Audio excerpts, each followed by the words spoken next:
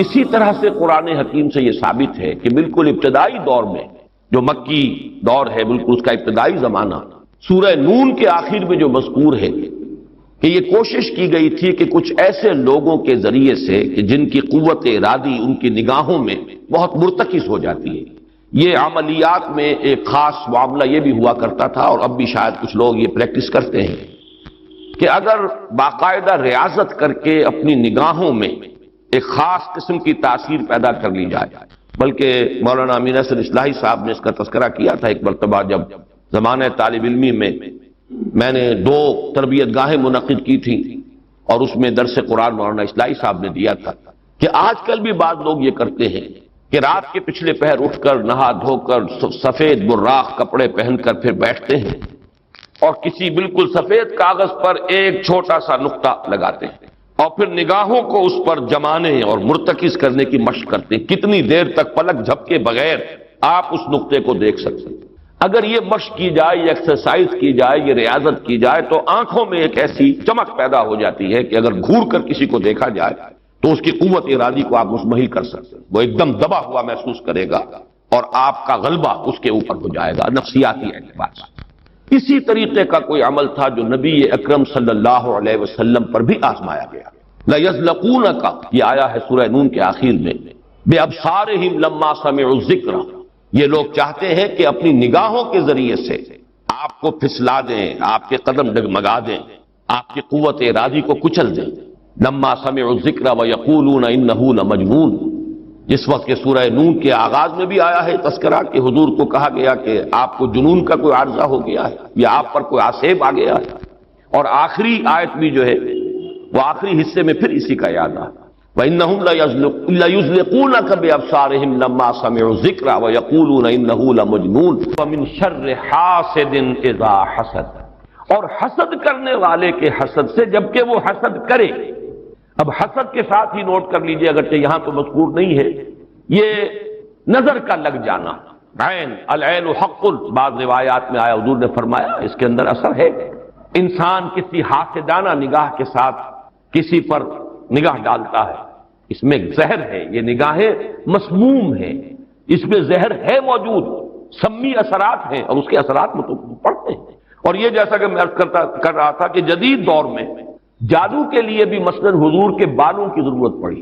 اور یہ جینیٹکس کے حوالے سے اور جینز کے حوالے سے بات آج سمجھ میں آ جائے گی،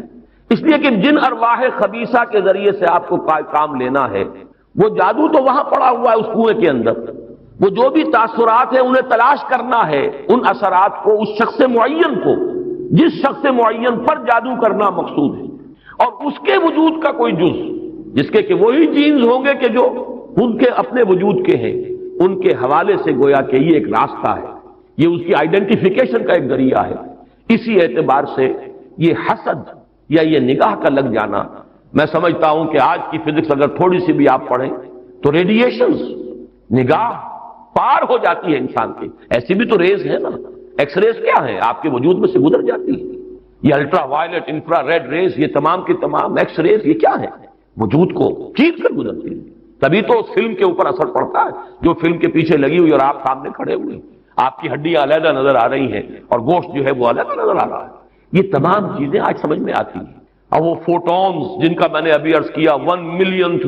ملین 5 دفعہ کہیے، 30 صفریں لگائیے ایک پر تو 1 ملی میٹر کا اتناواں حصہ جو ہے وہ ایک فوٹون ہے، یہ تو وجود کے اندر سرایت کر کے کہیں سے کہیں نکل جانے والی چیز ہے۔ ان ریڈیشنز کے حوالے سے ایٹمک ایکسپلوژن جو ہے اس کی ریڈیشن ہے جو آپ کو معلوم ہے کہ جو ذرا ذرا سے حادثے ہو رہے ہیں، چرنوبل میں ہوا ہے،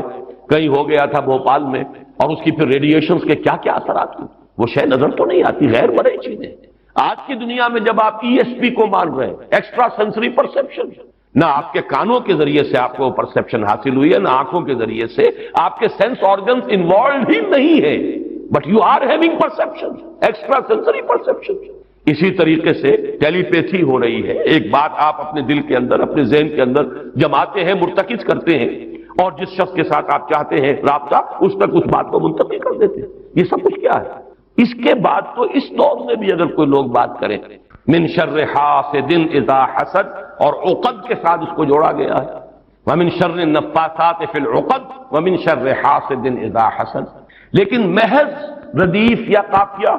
یا فواصل کی رعایت سے قرآن میں کچھ نہیں ہے. وہ اس کا ایک فیکٹر، اس کا ایک عامل ہو سکتا ہے، لیکن محض اس کی بنا پر نہیں مانا جائے گا. تو اس میں یقیناً کوئی اور حکمت ہے، اور وہ حکمت تقسیم کی گئی ہے. ہمارے مفسرین نے تو اس کو یوں بیان کیا ہے کہ ایک حسد وہ ہے کہ جو دل میں پیدا تو ہے، آدمی کے اندر ہے، لیکن یہ کہ وہ اس کو یعنی اس کو باقاعدہ کوئی ایک ہمت کے ساتھ اور اپنے ایک عزم کے ساتھ، ارادے کے ساتھ بروئے کار نہیں لا رہا، تو اس حسد کے اثرات نہیں ہوں گے، اس سے پناہ مانگنے کی ضرورت نہیں ہے. میں اس کو اس انداز میں تو میرا ذہن سے قبول نہیں کرتا، اس لیے کہ حسد اگر پوٹینشلی ہے اندر تو اس کے اثرات ہوں گے. وہ ریڈیشن تو ہوگی، چاہے اس کا ارادہ ہو چاہے نہ ہو. وہ کیفیات جو ہے وہ اس کے سانس سے، اس کی آنکھ سے، اس کے وجود سے، وہ اندر اگر زہر گھل گیا ہے تو اس کے وجود سے نکلنے والی ساری شعاعیں جو ہیں ان کے اندر وہ اثر موجود ہوگا، وہ مسموم ہوں گی، زہر ان میں ملا ہوا ہوگا، اس کے اثرات ہوں گے. البتہ یہ کہ اس کے دو درجے ہم قائم کر سکتے ہیں، اور وہ یہ کہ ایک ہے غیر شعوری حسد. ابھی آپ کو اندازہ نہیں، اندر ہی اندر کھچڑی پک رہی ہے، وہ اور بات ہے. لیکن جب یہ اس درجے کو پہنچ جائے کہ شعور کی سطح پر آ جائے، آپ کسی کی برائی چاہنے لگیں بالفعل، آپ چاہیں کہ اس کے اندر اگر یہ فضیلت کی بات ہے تو یہ سلب ہو جائے، اس کو پاس اگر یہ نعمت ہے تو یہ نعمت اس سے چھن جائے، مجھے مل جائے. یہی ہے اصل میں جس کو غبطہ اور حسد کا فرق کہا جاتا ہے. اور ایک جگہ پر حضور نے ایک حدیث میں لفظ حسد استعمال کیا ہے، لیکن مراد اس سے غبطہ ہے. لا حسد الا فی اثنین، کوئی حسد نہیں کیا جانا چاہیے سوائے دو اشخاص سے. ایک وہ جسے اللہ نے علم دیا ہے اور وہ علم پھیلا رہا ہے، تو اس سے بھی اگر حسد پیدا ہو جائے تو کوئی بری بات نہیں، کوئی اچھی بات ہی ہے. اور ایک یہ کہ کسی کو اگر دولت دی ہے اور وہ دولت پھیلا رہا ہے اور عام کر رہا ہے، لوگوں کو اس کے خلق کے لیے خرچ کر رہا ہے، تو اس سے بھی حسد. لیکن یہاں حسد غبطہ کے معنی میں، غبطہ یہ ہے کہ کسی میں کوئی خیر آپ کو نظر آئے تو آپ اللہ سے دعا کریں پروردگار مجھے بھی یہ خیر عطا کر دیں، یہ غبطہ ہے. اور حسد یہ ہے کہ اس سے یہ شے چھن جائے. یہ ہے در حقیقت کہ جو بری شے ہے کہ کسی نعمت کا کسی دوسرے شخص سے سلب ہو جانا، اس کی خواہش جب پیدا ہو جائے اور جب یہ شعوری سطح پر آ جائے. یعنی ایک ہے اس کا ایک وہ جو جس سے کہ ابھی اتنی اس کی انٹینسٹی نہیں ہے کہ اس سے وہ ریڈیشن ہو،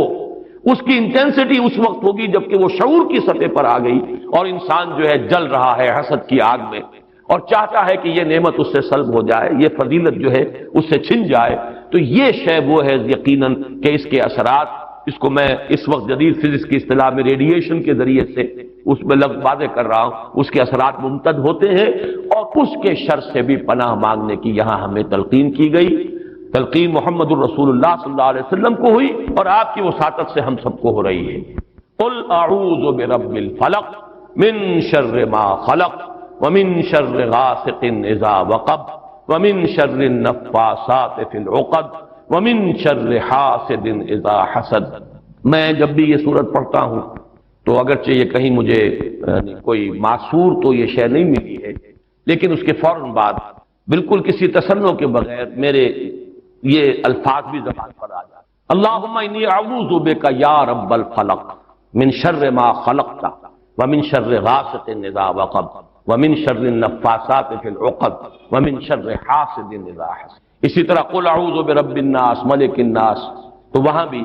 اللہم انی اعوذ بک یا ربی و رب الناس و یا الہی و الہ الناس و یا ملکی و ملک الناس. تو اس طریقے سے گویا کہ اس لفظ قل کیونکہ یہ فعل امر ہے، حکم ہے، تو اس پر ہم اگر فوری طور پر اس کی تعمیل کیا کریں تو یہ اگرچہ معصور نہیں ہے، میں صرف اپنے ذوق کی بات کہہ رہا ہوں، اور بہرحال اس میں کوئی شے ممنوع نہیں ہے. دعا تو ہم مانگ سکتے ہیں، تو دعا ہی کی شکل ہے. تو جو الفاظ ہمیں اللہ نے تلقین کیے ہوں انہی کے حوالے سے ہم وہ دعا مانگے، تعوذ کریں. قل اعوذ بک، قل کو چھوڑ دیجئے، اعوذ بک اللہم انی اعوذ بک یا رب الفلق من شر ما خلقت. اب یہ خلقہ کی بجائے مخاطب کیونکہ ہم کر رہے ہیں اللہ کو، من شر ما خلقت. آگے جو کہ تو الفاظ رہیں گے ان میں کوئی تبدیلی کی ضرورت نہیں ہے. مولانا محمد قاسم نانوتوی دیوبند کے مؤسسین میں سے، مولانا رشید احمد گنگوہی اور مولانا محمد قاسم نانوتوی رحمہم اللہ، یہ دو ہیں اصل میں یہ دارالعلوم دیوبند کے مؤسس، اس کی ابتدا کرنے والے. ان کے شاگرد شیخ الہند، ان کے شاگرد علامہ شبیر احمد عثمانی، تو انہوں نے یہی الفاظ لکھے ہیں کہ استاد الاستاذ نے جو بات لکھی ہے وہ میں بیان کر رہا ہوں ویسے یہ کہ مولانا عبدالعزیز شاہ عبدالعزیز رحمۃ اللہ علیہ نے بھی اس پر کوئی کتاب لکھی ہے، وہ بہرحال میری نظر سے نہیں گزری۔ وہ تمثیل اب میں بیان کر رہا ہوں، بڑی پیاری تمثیل ہے۔ انہوں نے تمثیل یہ دی ہے کہ اگر کوئی باغبان یا کوئی اور کھیتی کرنے والا جو ایک پودا لگاتا ہے، کوئی فصل ہے اس کا، کوئی ایک جو ہے بیج یا دانہ پھوٹا ہے، اب یہ جو پودا ہے باغبان یہ چاہتا ہے یہ پروان چڑھے، پھلے پھولے، اسے کوئی گدن نہ پہنچے، کوئی نقصان نہ ہو، اس کی حفاظت کا بندوبست کرے گا تاکہ جس کام کے لیے یہ پودا لگایا وہ مقصد حاصل ہو۔ پودا تو مقصود نہیں ہے، مقصود تو اگر آم کا پودا ہے تو آم کا پھل اس سے حاصل کرنا مقصود ہے۔ تو 4 قسم کی اس کے اوپر آفات آ سکتی ہیں۔ پہلی آفت مثلاً حیوانات، جو سبزی خور حیوان ہے وہ اسے کھا نہ جائے، لہذا کوئی جالا آپ اس کے گرد جالی لگاتے ہیں، کوئی باڑ لگاتے ہیں، اس سے بچاتے ہیں، اور یہ جو جانور آ کر کھائے گا، بکری فرض کیجیے کھا جاتی ہے آ کر، تو یہ کوئی اس کی نیت آپ کو ضرر پہنچانے کی نہیں ہے، یہ اس کی طبعی ایک خاصیت ہے، یہ تو اس کی جبلت ہے، یہ اس کی طبیعت ہے، اس کا تقاضا ہے، آپ سے کوئی دشمنی نہیں ہے اس سے، بلکہ یہ کہ در حقیقت اس کی اپنی طبعیت کا ایک تقاضا ہے۔ چنانچہ وہ شعر بھی انہوں نے کوٹ کیا ہے، ایسے اقرب ناز پے کی نسل اقتضائے طبیعتش کی نسل، بچھو جو ڈنک مارتا ہے تو یہ آپ سے کوئی دشمنی اسے نہیں ہے،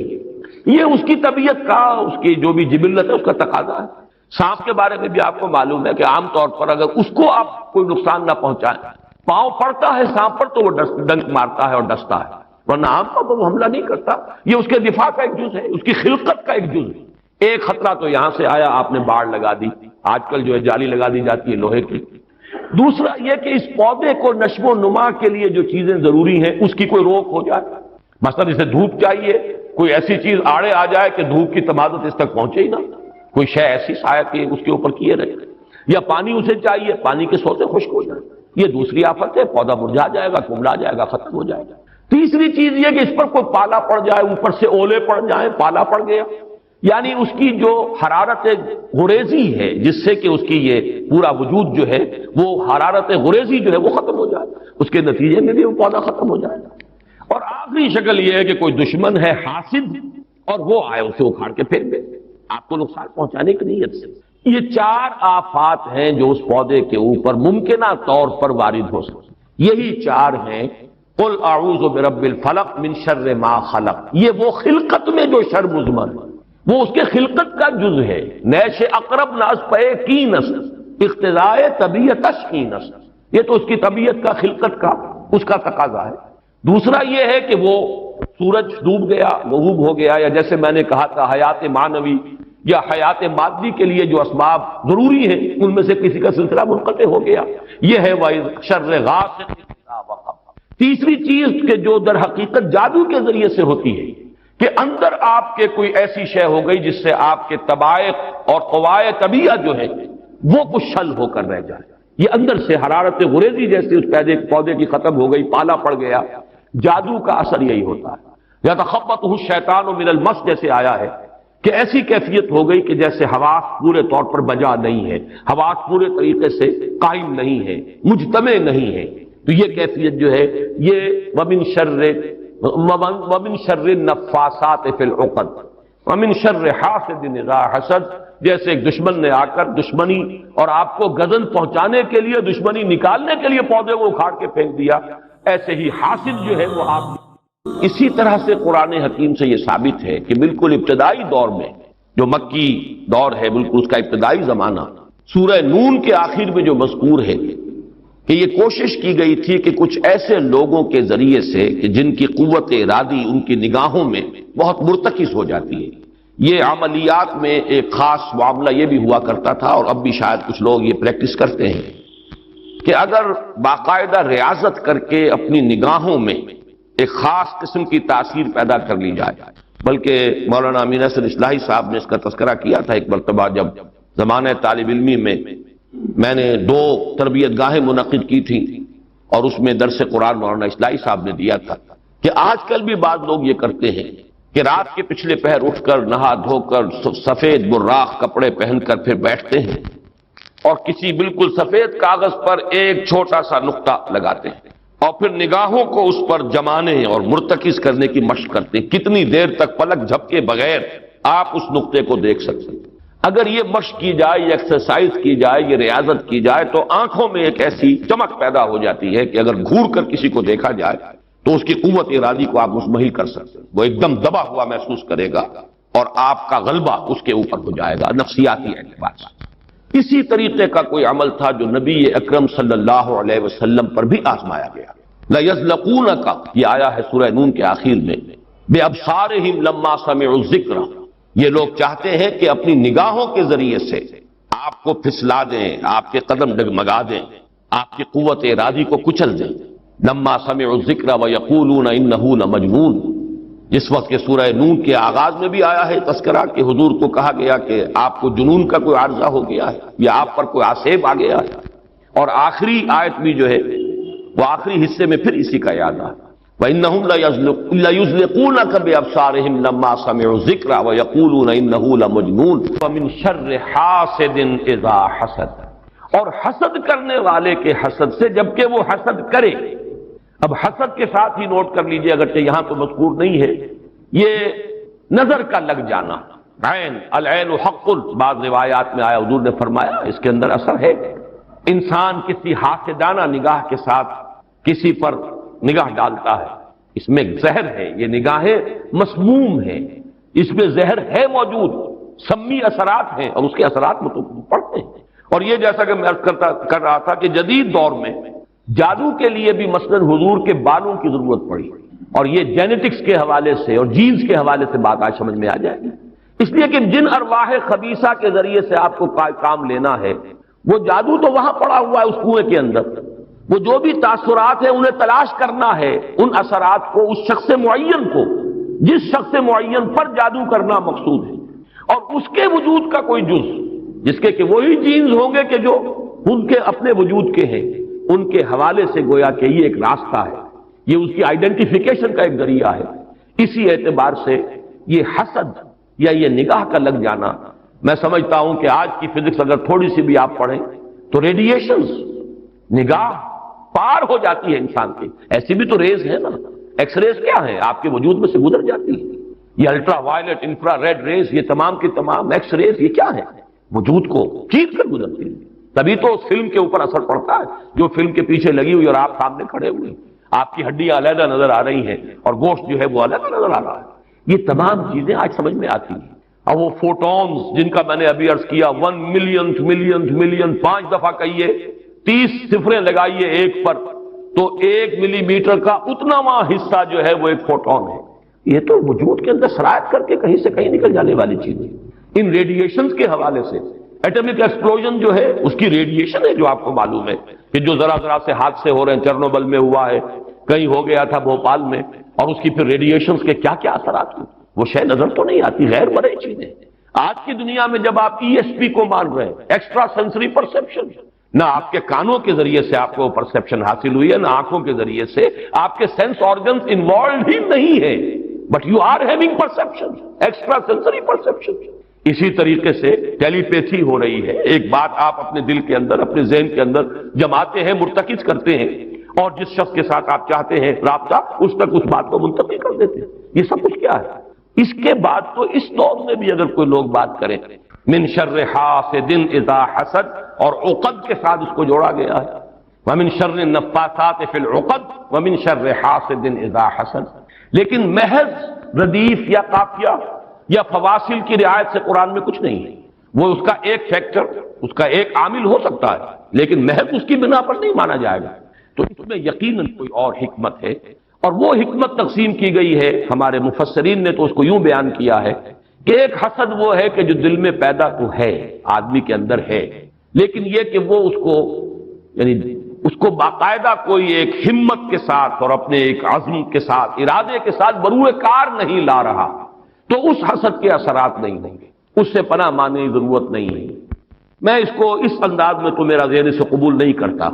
اس لیے کہ حسد اگر پوٹینشلی ہے اندر تو اس کے اثرات ہوں گے، وہ ریڈیشن تو ہوگی، چاہے اس کا ارادہ ہو چاہے نہ ہو، وہ کیفیات جو ہے وہ اس کے سانس سے، اس کی آنکھ سے، اس کے وجود سے، وہ اندر اگر زہر گھل گیا ہے تو اس کے وجود سے نکلنے والی ساری شعاعیں جو ہیں ان کے اندر وہ اثر موجود ہوگا، وہ مسموم ہوں گی، زہر ان میں ملا ہوا ہوگا، اس کے اثرات ہوں گے۔ البتہ یہ کہ اس کے دو درجے ہم قائم کر سکتے ہیں، اور وہ یہ کہ ایک ہے غیر شعوری حسد، ابھی آپ کو اندازہ نہیں ہے، اندر ہی اندر کھچڑی پک رہی ہے، وہ اور بات ہے، لیکن جب یہ اس درجے کو پہنچ جائے کہ شعور کی سطح پر آ جائے، آپ کسی کی برائی چاہنے لگیں بالفعل،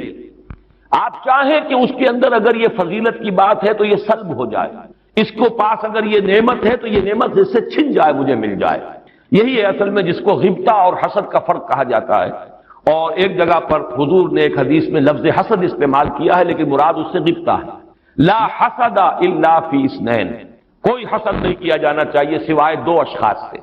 ایک وہ جسے اللہ نے علم دیا ہے اور وہ علم پھیلا رہا ہے، تو اس سے بھی اگر حسد پیدا ہو جائے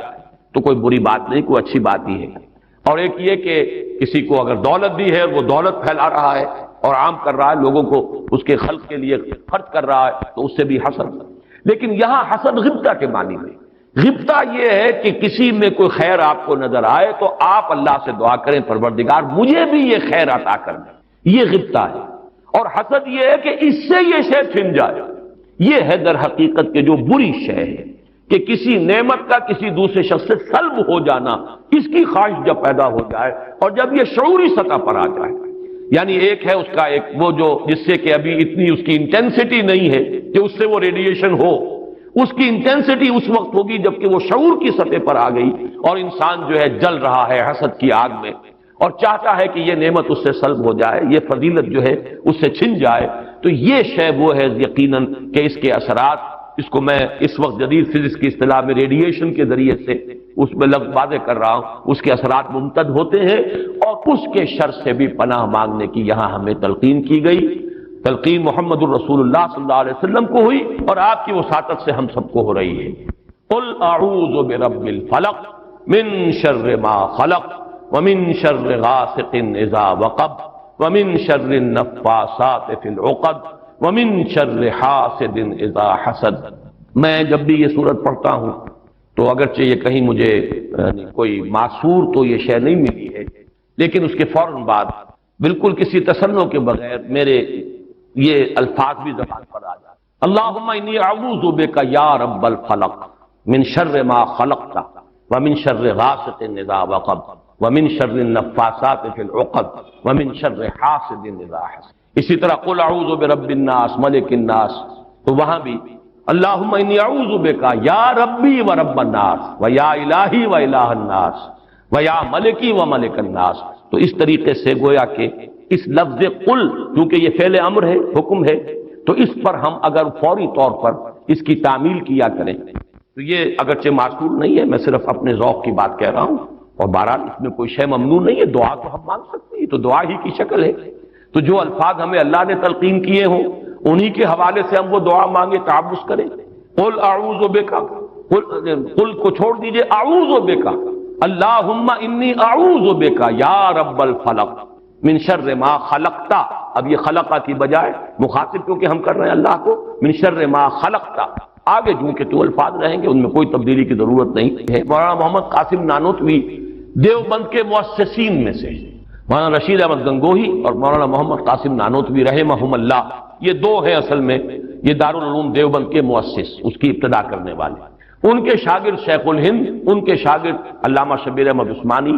تو انہوں نے یہی الفاظ لکھے ہیں کہ استاد الاستاذ نے جو بات لکھی ہے وہ میں بیان کر رہا ہوں۔ ویسے یہ کہ مولانا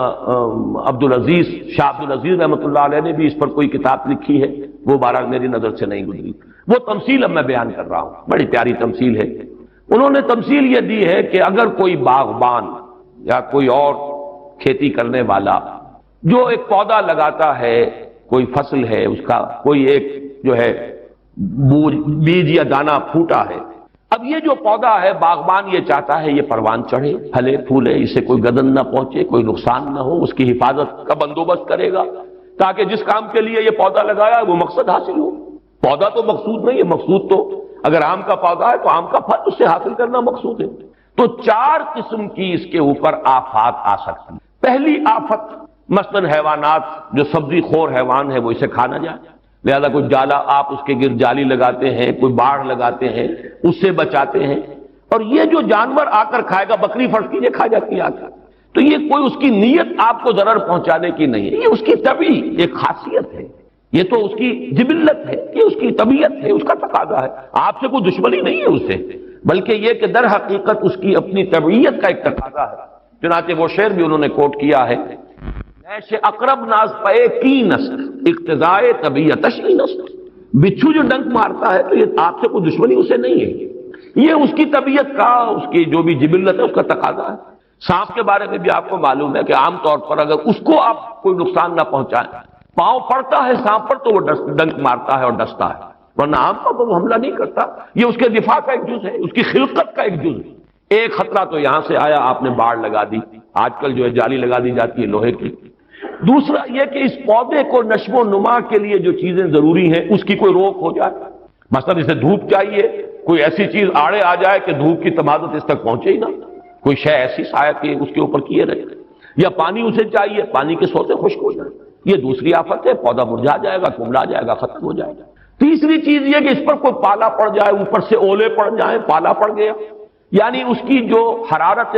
غریزی ہے جس سے کہ اس کی یہ پورا وجود جو ہے وہ حرارت غریزی جو ہے وہ ختم ہو جائے، اس کے نتیجے میں بھی وہ پودا ختم ہو جائے گا۔ اور آخری شکل یہ ہے کہ کوئی دشمن ہے حاسد اور وہ آئے اسے اکھاڑ کے پھینک دے آپ کو نقصان پہنچانے کی نیت سے۔ یہ چار آفات ہیں جو اس پودے کے اوپر ممکنہ طور پر وارد ہو سکتے، یہی چار ہیں۔ قل اعوذ برب الفلق من شر ما خلق، یہ وہ خلقت میں جو شر مضمر ہے، وہ اس کے خلقت کا جز ہے۔ نیش اقرب ناز پے کی نسل اقتضائے طبیعتش کی نسل، یہ تو اس کی طبیعت کا، خلقت کا، اس کا تقاضا ہے۔ دوسرا یہ ہے کہ وہ سورج ڈوب گیا، غروب ہو گیا، یا جیسے میں نے کہا تھا حیات معنوی یا حیات مادی کے لیے جو اسباب ضروری ہیں ان میں سے کسی کا سلسلہ منقطع ہو گیا، یہ ہے وَإِذْ شَرِّ غاسق إِذَا وقب۔ تیسری چیز کہ جو در حقیقت جادو کے ذریعے سے ہوتی ہے کہ اندر آپ کے کوئی ایسی شے ہو گئی جس سے آپ کے طبائع اور قوائے طبیعت جو ہے وہ کچھ شل ہو کر رہ جائے، یہ اندر سے حرارت غریزی جیسے اس پودے کی ختم ہو گئی، پالا پڑ گیا۔ جادو کا اثر یہی ہوتا ہے، یا تخبطہ الشیطان من المس جیسے آیا ہے کہ ایسی کیفیت ہو گئی کہ جیسے حواس پورے طور پر بجا نہیں ہے، حواس پورے طریقے سے قائم نہیں ہے، مجتمع نہیں ہے، تو یہ کیفیت جو ہے یہ ومن شر النفاثات فی العقد ومن شر حاسد اذا حسد، جیسے ایک دشمن نے آ کر دشمنی اور آپ کو غضب پہنچانے کے لیے، دشمنی نکالنے کے لیے پودے کو اکھاڑ کے پھینک دیا۔